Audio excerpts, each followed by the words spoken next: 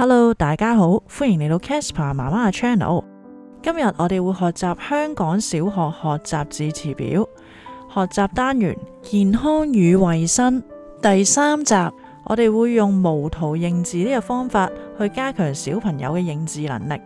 當我讀完之後呢，小朋友都可以大聲跟讀一次。準備好未？我哋一開始啦。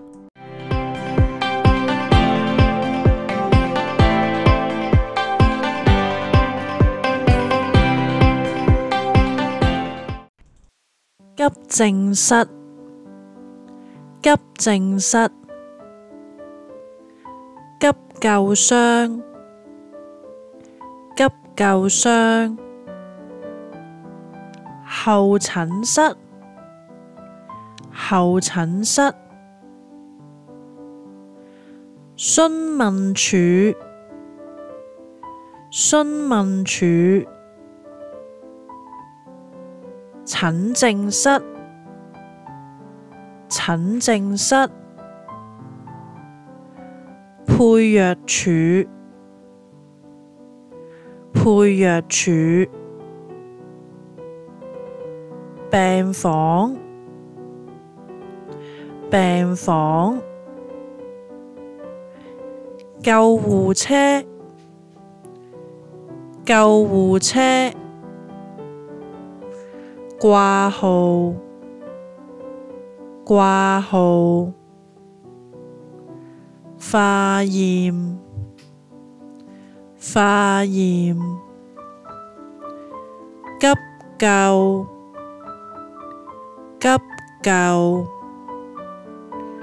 救援，救援，搶救，搶救，手術，手術，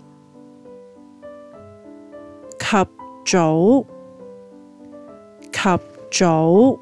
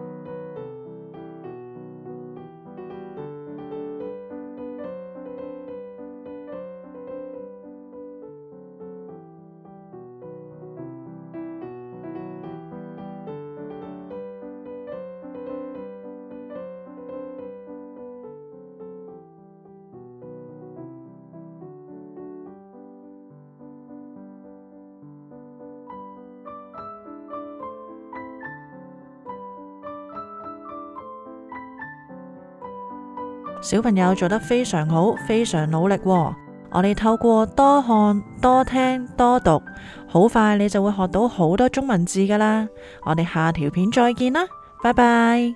希望大家可以支持 Casper 媽媽嘅影片創作，加入會員贊助，多謝大家支持。